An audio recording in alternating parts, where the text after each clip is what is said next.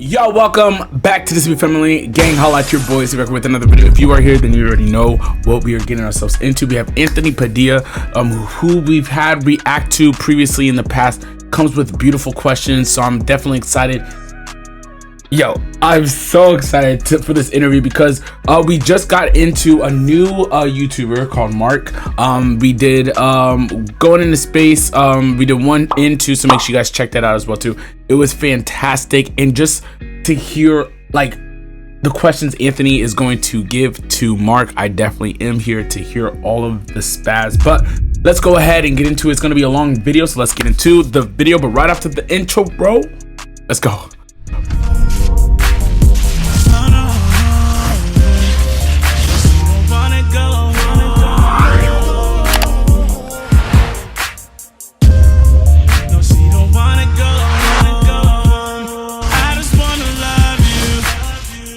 Before we get started, please go ahead, Discord down below, tune in with me.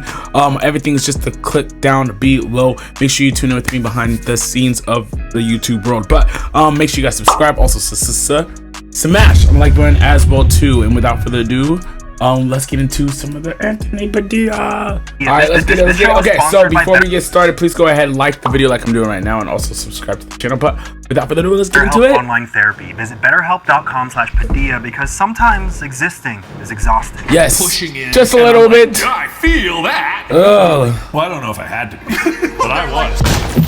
My name's Anthony Padilla, and I spent a day with Markiplier to uncover the truth about how he went from financial desperation to amassing over 32 million subscribers and an unfathomable amount of money. He'll reveal how the immense pain, anger, and loss that he experienced in his childhood continues to shape who he is today. And he'll address how his work ethic is driven by acceptance of his inevitable death. Hey, this Hello, Mark. Hello, Anthony. This finna be good. This finna be good. Anthony. This finna be good.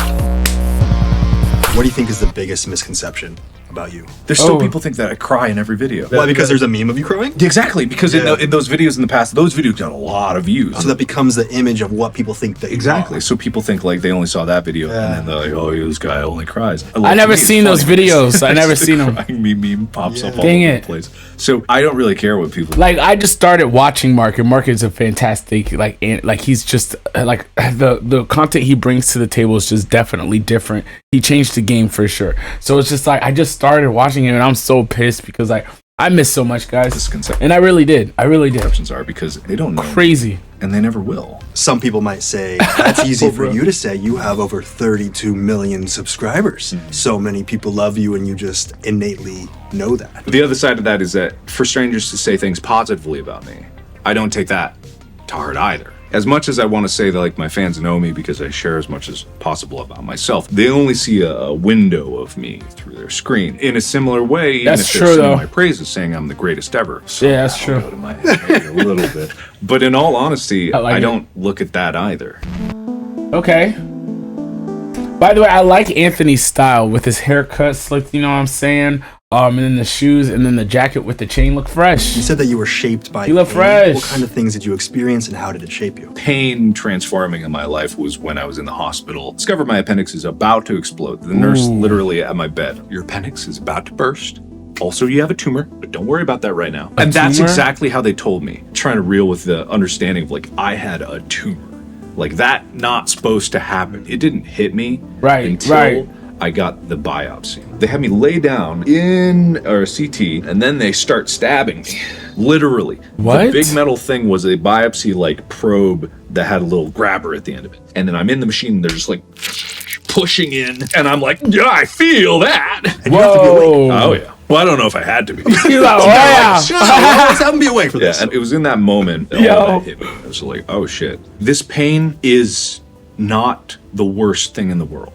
This pain is necessary.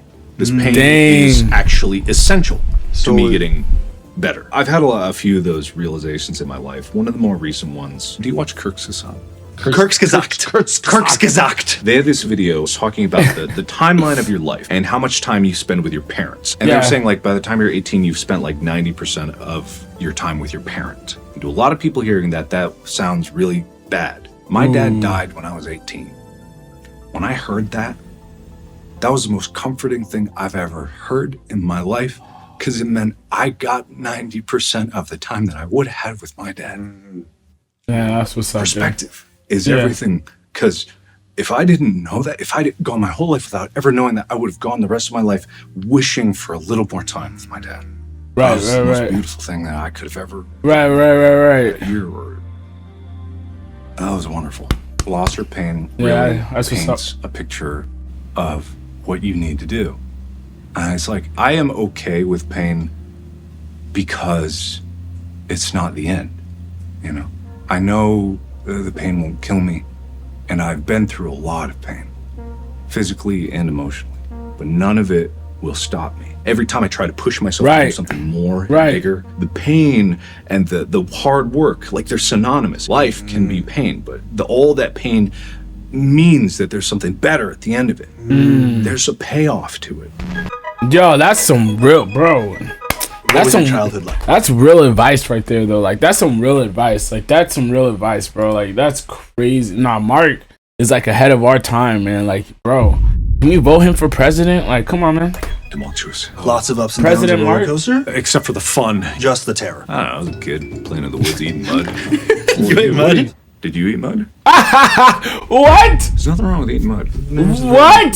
There's nothing wrong with you eating get lots mud. of minerals. Yeah. Too many. Exactly. What about bullying? I got bullied a lot. Yo, what? After puberty, I got my muscles, so I stopped being bullied. They were like, this guy could kick my ass? What were you bullied about? Oh, being Korean. Kids aren't very smart, so they pick the one thing that they can find, right? That affected me a lot more than I realized. I believe the term is called like internalized racism. Yeah, so you start to hate the things about yourself. And I hate those things about myself because I got bullied about it. You believed that it was something wrong with you. Exactly. Me as a kid, I didn't know being Korean was a good thing. So like not a lot of self-confidence, not like knowing anything about myself that I could look positively on. You said that you were a very angry teenager. Oh yeah. A lot of times I remember driving home from school and just punching the air vent, and I wouldn't know why. It was like just this urge to release energy or what? Just like either I was frustrated at something that happened in school or relationship bullshittery that doesn't matter. I was angry. And I was but it matters so much at the time. It sounds like a teenager. Like, I mean, I've been through that stage too.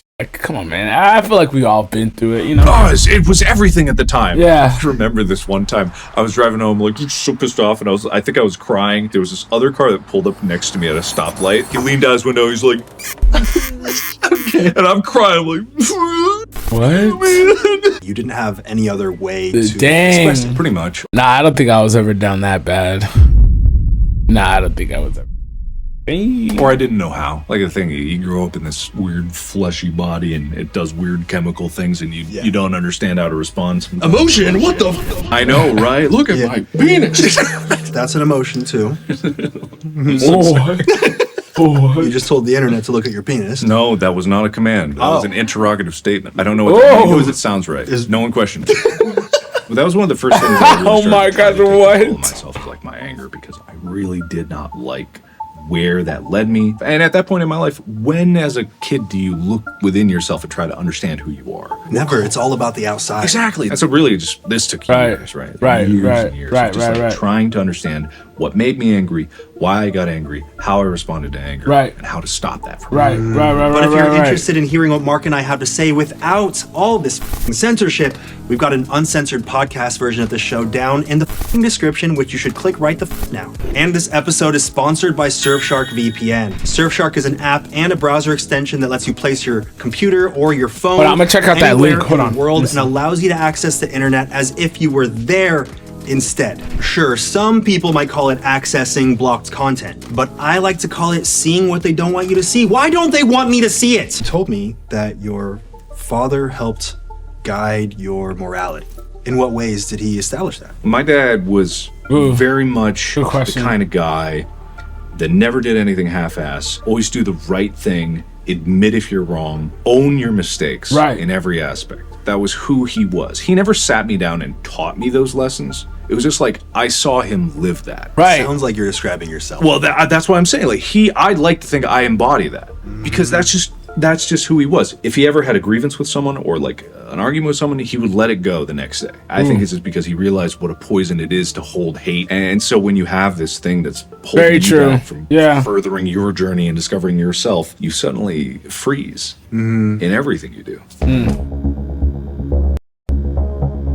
The art of blowing up. Express yourself through YouTube. Just complete lack of control in my life. I realized I was not accountable for anything. You can still fail, no matter what you do. So you might as well try something that you really are passionate about. That you're passionate about, for real. At least you'll fail at something. 100%. Yes, I love that. Things, live action, with videos and like making sketches and all that stuff. That's what I wanted to do at first. I didn't know how to hold a camera. I didn't know how to assemble a shot. I did something that I could do, which was make a Let's Play. I could play a video game.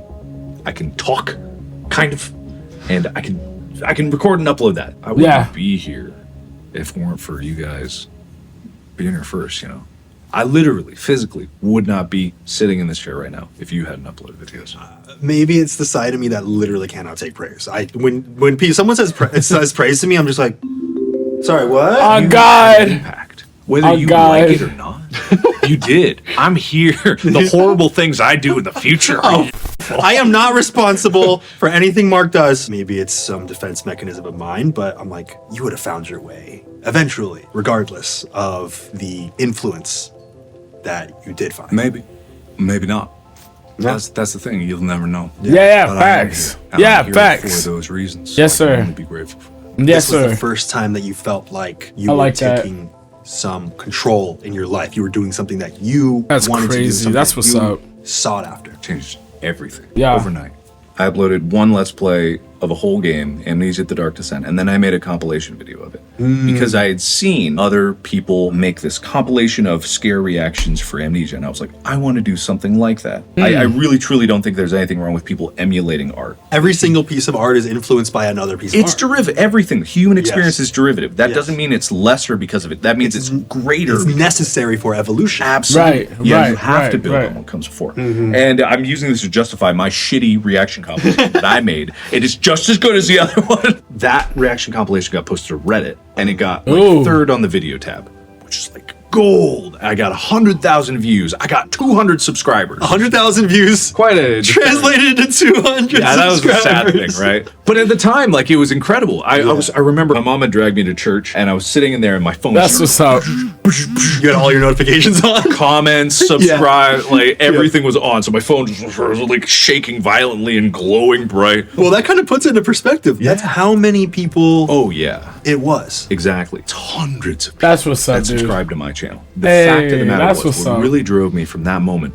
was not about the people responding to it, the things that they were saying. It was the fact that I made something that was successful. So the first thing that I had made that was worth someone's time. When did you first start experiencing big success, constant success? Five Nights at Freddy's was definitely a big moment. That would definitely be the moment that like things just really took off. Yeah. But before that, it was a strong, steady growth because I just couldn't get enough of it. You know, the memes of me crying all the time. What were you crying about?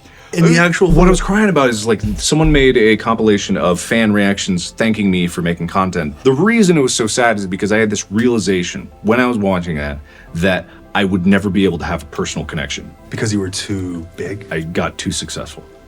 That is something that people don't realize how much it affected me because not a lot of people have that same connection with the audience they have. I literally grew up as a human being with these people, and to know that I would never be able to have the kind of connection I had when I started, that was devastating to me. Dang, Mark is deep. Like, I didn't think he was that deep. UNUS Honest. Can you explain what the concept is for anyone? Sure. UNUS Honest no longer exists. Devastating to me. UNUS.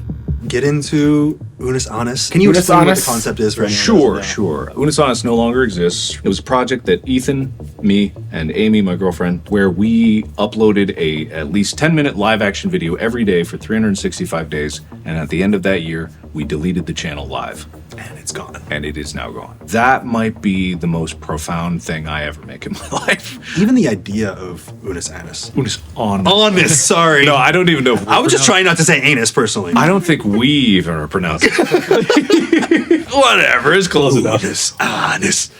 The idea of it is so profound. This idea of, I am going to put all of my energy into something because I know it is finite. Do you feel like that idea translates into the way that you think about life? Has it impacted the way you think about life, or has the way you think about life impacted that? Yeah, love the questions. Man, there's some things that I'm learning too, like UNUS. Like I didn't know that they deleted the channel. I'm like, what? Like why? That's crazy, bro. So learned from the moment that I was on that table getting stabbed in the back is that my life was finite. Period. I did not know if that tumor was cancerous. I have had a heart attack. I could have died. Whoa. So many things in my life have been little wake-up calls. And for me, the greatest purpose of my life is to make stuff, make art, put it out in the world, and see what I can do before I die. When it comes down to making videos, for me, it's not That's just what it is. Videos. It's about leaving a mark on the world. Like after you die, like, dude, I was just talking about this, bro. Like, it's like leaving your mark on the world. Like, everybody, like, you gotta, like, the way you live your life is the way you, like, you gotta live your life the way you want it. You know what I'm saying? And people live their life differently. I get it, you know, but the way you should live your life is the way you should live your life, because, like, we're not promised tomorrow. You know what I'm saying? We're not. So don't live your life for somebody else. Live your life for yourself and have fun. You know, be positive. Think positive. Like, bro, that's all what it really is. Like, make your mark on this world before you leave, you know, because we all have expiration dates, and that's just facts. No pun intended. About leaving a mark on the world. Mark! No pun intended. Oh my God. Oh, Mark. Oh my God, for real, Mark. I can't wait to see what's going to inspire the next generation of content creators. Inspiration is the most valuable currency that humanity will ever have. It's so hard to define. It's so hard to capture. It's lightning in a bottle. But it's neural pathways. Exactly. It's just little electrical. But this just can be turned into a real thing that makes someone else's brain go, and then they will come up with something else, and it just echoes. But I love making things that people feel. That's crazy. That's what's up. Oh yeah. Yeah. When you feel it, that goes beyond language. Words are translations of feelings. You try to express those feelings to each other. When you feel something, that's like a common human experience. People, like, look at something that I make and they feel a sense of wonder. And they feel a sense of sadness, profundity. Words can never accurately convey a feeling, a struggle. I mean, they get close. It goes so much deeper than that. And we're all learning about little factual things with just a couple words to describe such deep, profound feelings that you had to be there to fully understand. And that's kind of a similar idea with UNUS. That's what we like to say whenever someone's like, ooh, what's UNUS? You had to be there. You had to be there. Dang, it's too late for me. He was talking about me, guys. How did your financial situation? What is that? A massive. How did your financial situation change going from childhood to the way you live now? When I was a kid, you know, we didn't have a lot of money, but it didn't really matter. You know, the most memorable Christmas I had was not one where we had a million presents. It was one where we had one present. It was a box of StarCraft. And I remember my dad was incredibly sad that he was not able to get us presents. Our tree was like a little like 3-foot fake tree. And to him, it was that, to me, most memorable. But going from that to then growing up and our finances that's sad, stable, we were totally fine through teenage years, you know, and then college. Outside of campus, they had a free promotion for a free pizza if you signed up for a credit card. That should explain my spiraling debt that I got into. You got your free pizza? Oh, yeah. How'd it taste? Bad. Cold. It was not worth it. Just some Chuck E. Cheese pizza. Free pizza. Here's a $2,500 credit limit. Oh, God. Have fun, college kid. Don't buy booze. I bought booze.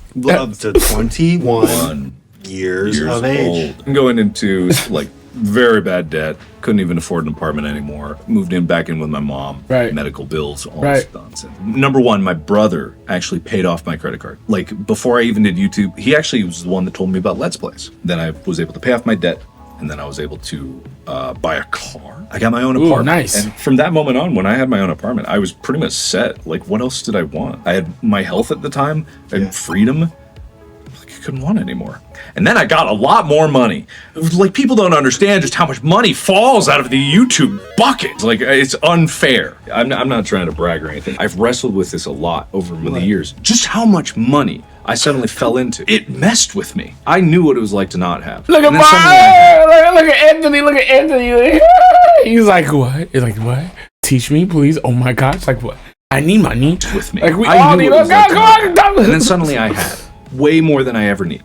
And I was like, what do people even do with this? Right. What do you do? I donate to charity. Okay, so you give a lot of it away. If you got too much of it, let's get some of this out of here. Don't get me wrong, I have a nice house, I have a nice car. Right. I'm going to be comfortable the rest of my life unless I make some real bad decisions. I might. You have an unfathomable amount of money, that's what you're telling me. Yes. You don't hear many people openly say that, you know? It's true.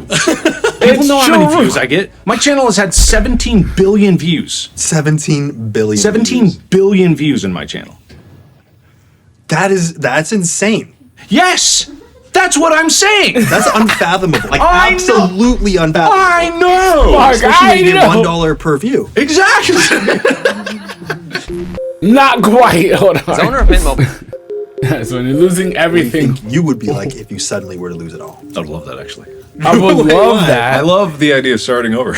Really? Yeah, actually, yeah. Does that mean that you would make different choices and you want to do it again? No, it's an opportunity to do something else. Like, imagine suddenly YouTube exploded. What I'm left with is everything I've learned since that moment. And I still have that. And I am confident enough in myself because of how much I've pushed myself through that I would be able to face anything and I would find something else creatively to do or something completely different that I would be passionate about. Does that make you navigate life with a sense of freedom? You're not beholden to this idea that things need to be this way and they need to always be this way? Ooh. I mean, no, I was in a hole for 4 years. You couldn't even reach out to me in 4 years. So no, I wouldn't say I have freedom now or feel a sense of freedom because I know that probably won't happen. So I don't count on that. What I do have now is a sense of responsibility of I do have what I have and I do have this audience. And it's just like, that's because I wanted it to be great, to make something that people could really, really enjoy. It sounds like you devote so much of your time and energy into these things. Yeah. What is it that drives you to give every single thing you do? Good question. Yeah. I don't know. Good question. There's so many times when people come up to me, it's like, I've got a great business idea. All you gotta do is put your name on it. Tell your audience about it. You'll make millions. And I say, no, thank you. I'll go on. Right, no, thank you. What's the point? If I'm making something, it's because I really love it and I really believe in it. Right. In some ways, is that a curse? Because you end up giving so much more of you, so much more of your time and energy than you had planned on initially. Yeah, it'll probably kill me someday. Literally. Yeah, probably. You think that overwork may be the thing that takes you out? But overwork has already tried, you know? Do you think that stress has contributed to your health issues that you've experienced? Absolutely, 100%. Wow. Time to really like exercise as much as I should, eat as well as I should, make the good choices that I should. You know, my social relationships suffer because of it. I say a lot of things and I speak really positively about it, but like I would not want anyone to follow in my footsteps too closely because it has cost me. You've said that you don't feel like you're a very good friend. Is that because of your work ethic? What'll happen is like people will text me and I'll see it on my phone. I'll be like, I gotta get that. Right. I'll do something else. Right. And, you know, it's not even like I'm always working all the time. Yeah. I'm not a machine. I take breaks all the time. I play video games on my own. But it's like I'm selfish in a weird way. Either I'm working on something that I want to work at, or I am justifying not interacting with my friends because I'm taking a break from all the work that I put into my own project. There's only so much in my day pie that I can split up for these various different things. And so when it comes to friendships, make time for that is difficult. Yeah. Most addictions in many ways are. Yo, Mark is real. Like he's a realist. Like people don't usually talk like this. Like people don't usually open up and have conversations like this. Like, yo, Anthony, thank you for this, bro. Like, yo, this is a good interview. Mark is actually letting us in. Like, this is dope. Distraction from something else. Most addictions, in many ways, are a distraction from something else. They are filling a void that's within you. Yeah. Do you feel like your addiction to work is filling anything? A sudden sense of purpose when you had none before. As much as I say, like, you need to be able to let go and move on, I am locked into that feeling. I don't want to let that go. Right. I'd love to do this till the day I die. Right. If I suddenly was unable to do anything that I wanted to do, that would terrify me. And is that a sense of purpose, or is it a sense of value that you place on yourself? I'm only as good as how much I positively impact the world. It's not one of those things where there's one answer. It's like, yes, I have a sense of purpose. Yes, I have a standard I hold myself to. And yes, my self-worth is pretty much nailed to my ability to put my ideas into the world. because it all stems from within. I see my own self-worth in what I make, and that's why I always have to push myself to make more. I have to see this growth in myself because it's also never good enough. I don't look back critically on my past projects and being like, that was terrible, but it wasn't good enough. But also, you know, my life isn't. That's what's up. I think I have better control, a little bit better than I was. That's why I reached out to you. And I'm starting to like poke my head up in the world and be like, I'm alive! Dang, that's crazy. Considering you put all of yourself into your work, where do you draw the line between Mark? Another good question. I try to make sure that I remember that when you put out content, you are drawing from the well of your life and you're pouring it into a video, right? You scoop out a little more and you pour there. And eventually the well runs dry. You don't have any more life that you have lived that is going to be new to put into a video. But you will not be any more of a human. You will not have lived more life. Even if time has passed, you have not done new things. You have not seen new things. That's why I think when people burn out is because they realize this kind of like emptiness inside of them. The purpose for which they were drawing from the well is kind of like lost, and now they're kind of like wondering, like, I did this before and it was working great for so long. Why right. And they just need to go live life. They need they need to have experiences. They need to move. They need to go do things. And so with me, I try to like conquer that by trying a bunch of different things. I do these interactive things. I do sketches. I do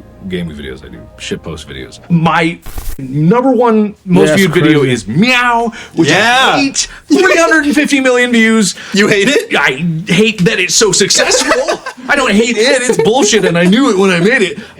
But I made a big show. Watch that one 350 million times. You have no idea how many people are inspired by Meow. Their entire lives are different because of it. That's a bad future. That's a dark multiverse over there.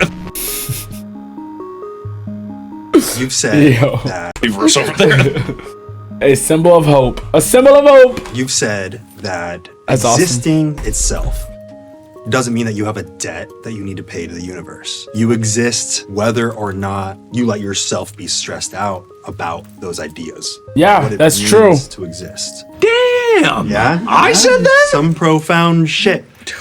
But what you were basically getting at is that just because you exist doesn't mean that you constantly owe someone or something about you. Existing is enough. You don't owe the world to make anything. Like, as much as I'm like, yes, make content, make what's in your mind or reality, you don't have to. No one has to. No one's gonna make you.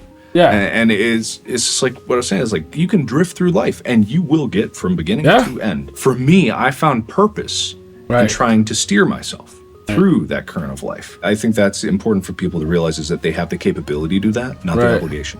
But also no one is forcing them. Right.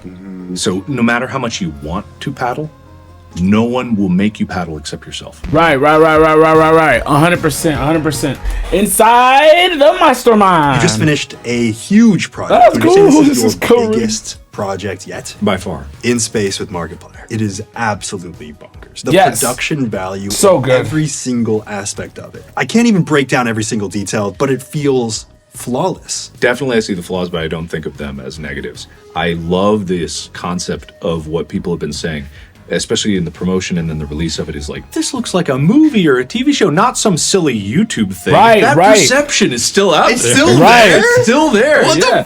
And then when people see it, they're like, wow, this is like a movie. You should make a movie. And I'm like, bitch, I made 3 movies in 1 movie. That is insane. Yeah, it's huge. There's like 90 something videos.